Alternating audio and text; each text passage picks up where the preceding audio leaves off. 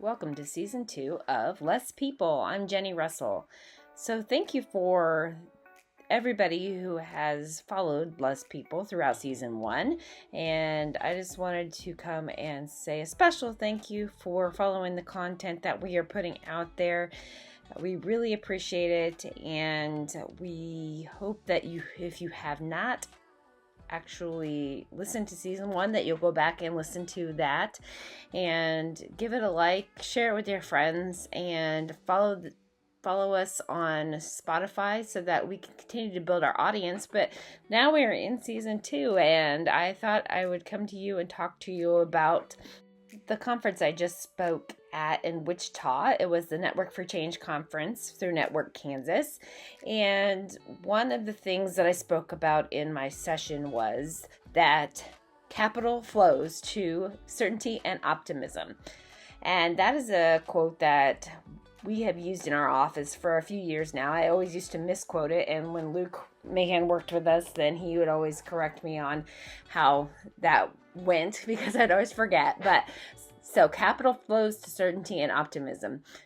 After Jeff Ziegler came to Republic County, we talked a lot about this, and thought through how this applies in the work that we have done throughout the last 20 years. And one of the things we talked about was that how do you make change in small towns, even the smallest towns? How do you start? Where do you start? I think a lot of people have those concerns or those questions. And something that we saw in Courtland was that the real change started to happen after the city of Courtland did a community development block grant through the state and federal government to replace the downtown sidewalks and street poles. And you don't always notice how bad your town is looking or the changes in your town when you're in it. So you might not see those things that are happening every single day. But as the First Impressions program showed us in Kansas, the K-State Research and Extension did First Impressions program, where they chose communities of similar size and paired them with each other. And then they sent representative volunteers into each community to do a First Impressions look at the town. How does the town look? Can you find your way around? What things stand out as things that need to be changed, or what things stand out as good things in those communities? And then the presentation happened in the community to show what the findings were.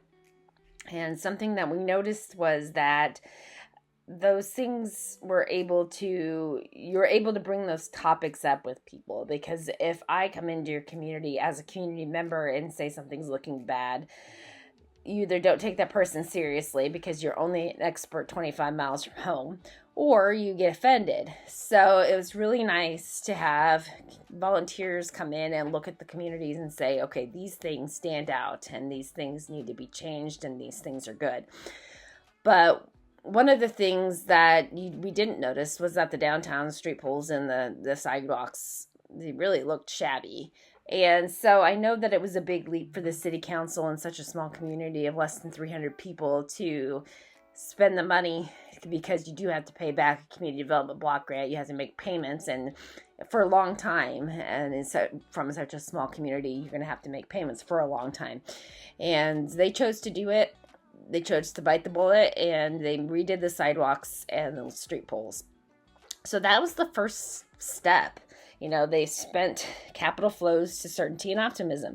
That was something that made people feel certain about Courtland downtown, was that it was going to be there for a long time because they had expended so much time and effort and money on downtown street poles and sidewalks. So then the Soul Sister Ceramic building, they were actually an Etsy business that started in their home, and they wanted a downtown location, and the city had secured this Chase station, which used to be a gas station in downtown. And they'd had it for quite a few years, not really doing a lot with it besides storing some things for the city in there. And they were able then to sell the building at a reasonable price to Soul Sister Ceramics. Another thing that helped, though, was that there was an actual contractor that was interested in doing work in downtown and in Courtland. And that hadn't happened for a very long time. Good contractors, we didn't have enough of them. It took, probably 3 years of wait time to get somebody to come in. And this person had come in from Kansas City, and he had moved back, and he was looking for work, and he wasn't scared to take on these historic jobs. So he took on the Soul Sister Ceramics building, figured out, how to do heat and air conditioning in a place like that, how to, instead of taking out the car lift, to making that into a table because it was way too heavy to take out, and the owners were really great too. Shanna at Soul Sisters has great vision and understanding about what she wants and how to make it come to fruition. So that was the first project that was done on Main Street, was the Soul Sister Ceramics building in the Chase Station.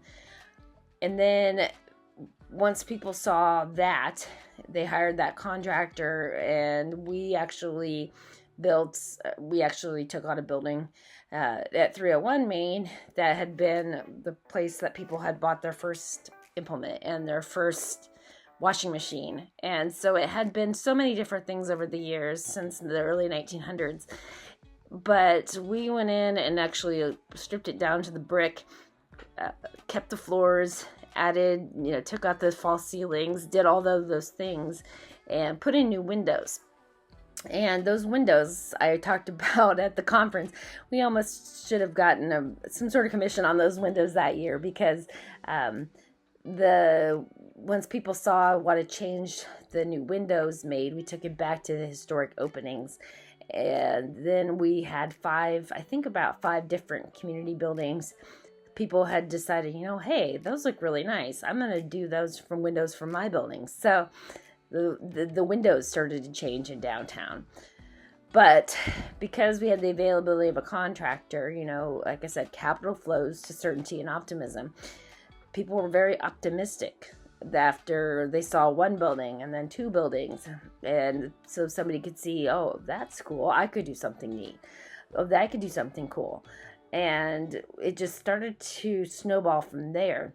So it's not necessarily something that one person did. It's not something that economic development did. It's something that the community did as a whole.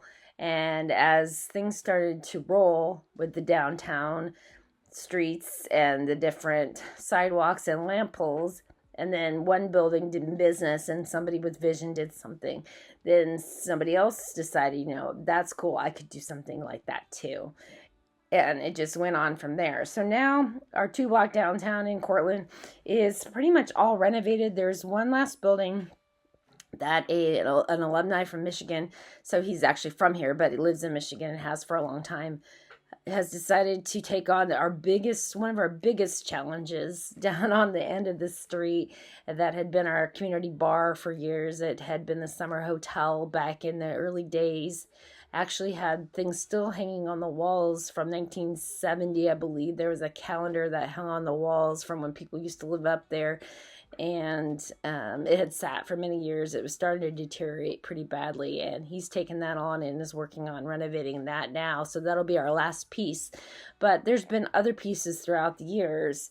We had community bank buildings, side-by-side banks, and they had been owned by the veterinary. He ran a veterinary practice out of there till probably the early 2000s.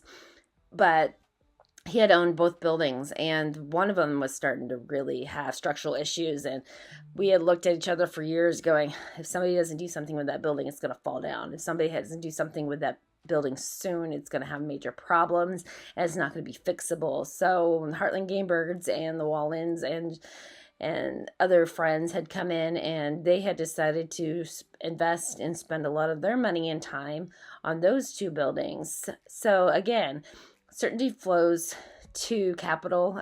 I messed it up. Capital flows to certainty and optimism. Things started to take hold. So if you're looking for that first step in your community, maybe look at a first impressions type of a program. look to the city to make some investments in your downtown, especially if they haven't for many years. And I believe that you will also see that capital flows to certainty and optimism.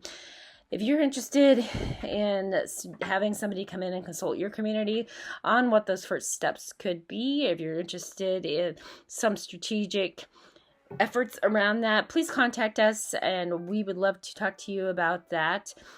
Coming into your community, doing some consulting work. We would also love to have you come to hear more about how do you get these things started in your community, how do you motivate entrepreneurs in your community. We will be speaking at the Connecting Entrepreneurial Communities Conference in Kingman next month in June 2025, and there are some registrations still available for that. So it's a CEC conference in Kingman, Kansas, that will also be hosted in Republic County next year in 2026. So we hope that you will join us for one of those Connecting Entrepreneurial Communities conferences and hear more about how other communities and our community has made change. And like I said, made change in even some of the smallest communities. How do you start? Where do you start? And how can you translate those ideas back home? So again, thank you for the first season of Less People, and we are excited to bring you the second season of Less People. I'm Jenny Russell, and we will talk to you soon.